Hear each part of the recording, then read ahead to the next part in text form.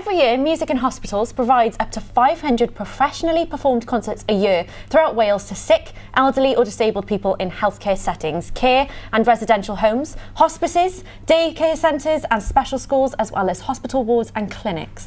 The charity provides joy through live music to the people who need it most. Now let's take a look at some of the work the charity has already done.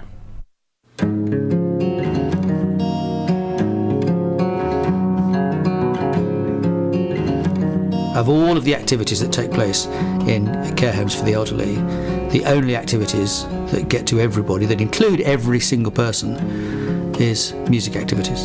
And so that's what we do. I find when we start a concert, pretty much from the word go, people get involved and get excited, and hands start to tap and feet start to tap, and some dancing goes on, but everyone engaged and seems really excited about what we were doing, and that's the best feeling, really.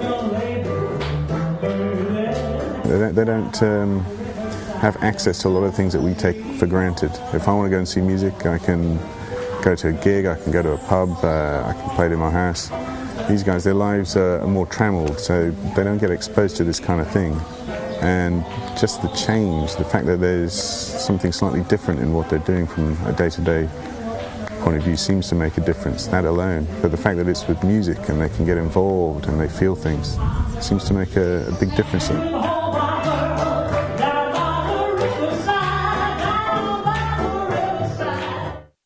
And here now to tell us more, the Director of Music in Hospitals, Robert Aitken. Thank you very much for coming on in, Robert. Thanks for having me. So how did you get involved in this charity? Oh, just as soon as I found out about it. It's such a lovely charity, what it does, using music in order to just make people feel better.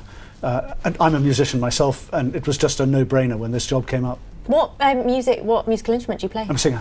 Oh, you're a singer? Can't you tell? Oh, so you use your vocals, I like it. Yeah, no, I'm a singer. For a while, most of my life I was a soldier, but before I joined the army, I had a year of being a professional singer and playing the piano in a pub just outside Usk. I used to play the piano there, and I still play a little bit and sing a bit now. Fantastic. Because the organisation goes back, quite a far time, isn't it? I mean, you can talk about the history of how it all got set up. Yeah, and it's part of our history is part of our baggage, because we're called Music in Hospitals, but most of what we do is in care homes, like residential nursing homes and stuff like that. But we were formed the same year as the NHS. It's our 70th birthday next year. Wow. Along with the NHS. And we've been doing, that started with just 2 or 3 hospitals. Now we're doing about 5,000 concerts throughout the whole of the UK every year, and about 500 of those are happening in Wales every year. So it's a much bigger organisation than it was. And so the music brings happiness. Yeah. Happiness apparently brings serotonin. Do you feel like music is almost a bit of a healer? Oh, it is. We've known for hundreds, thousands of years that music has a healing power. The Greeks knew it, the Egyptians knew it, and then over the last sort of 200 or 300 years, we've done more scientific research, which has talked about the secretion of hormones and the effect of live music on reducing dependence on pain-killing drugs. And all of that's fascinating. For us as a charity, all we really want is happiness. We just want people to feel better. And if we can do that, then we're achieving what we set out to do. Definitely. We are going to find out more about Music in Hospitals after the break, so stick around with us, Robert. Still joining us on The Crunch Live, Director of Music in Hospitals, Robert Aitken. Thanks for sticking around, Robert. Okay. So tell us more about the people now who work with you for Music in Hospitals. Who are the people that go out and sing to those lovely people? Or play, because it could be instrumental as well as vocal. Yes. They're all professional musicians. So these are established musicians who either make their living from performing or from teaching music.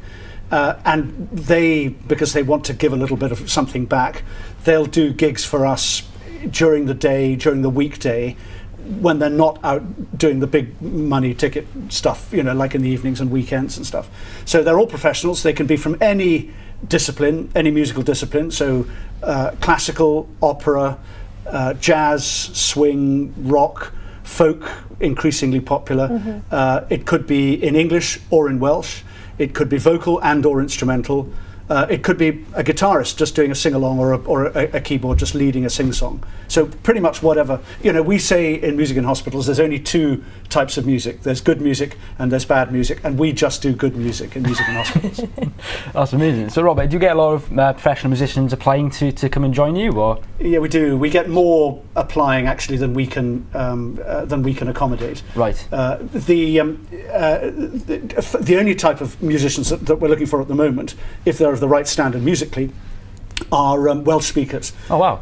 And that's really because in a lot of the work we do is in care homes. Unfortunately, in a lot of care homes there are people with fairly advanced dementia.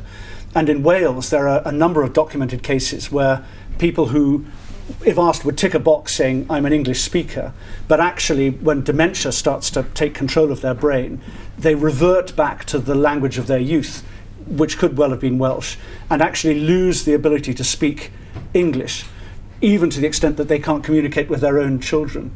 So we always try and inject an element of Welsh, even in places in Wales where you wouldn't think there'd be a high proportion of Welsh speakers. Quite important.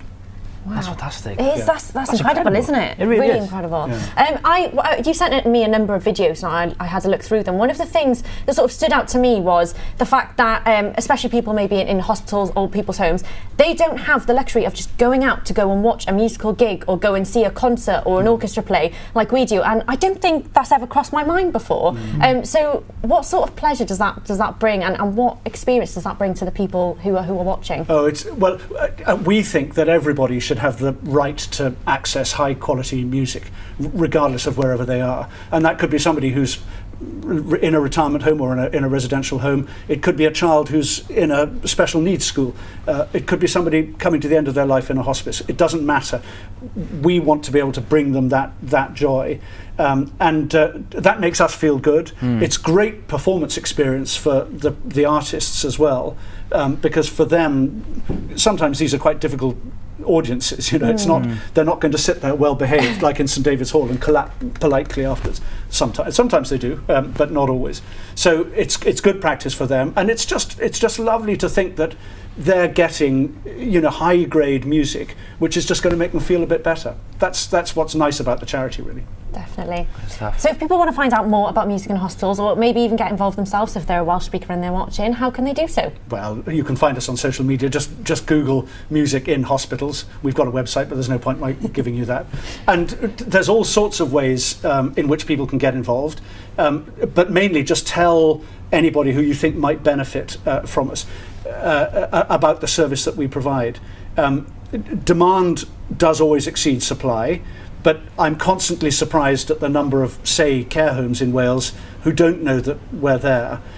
We're doing 500 concerts a year in Wales. That means that on any weekday there's 2 concerts going on somewhere in Wales. And in December, we're doing over 100 in December alone. Wow. So it's big business. We love to, and we'll always try and accommodate people. If they ring up and ask for music, we'll always try and help them. Fantastic. Well, Robert, it's been an absolute pleasure to have you on the show. Thank you so much. Good. No, well, thanks very much indeed as well to you.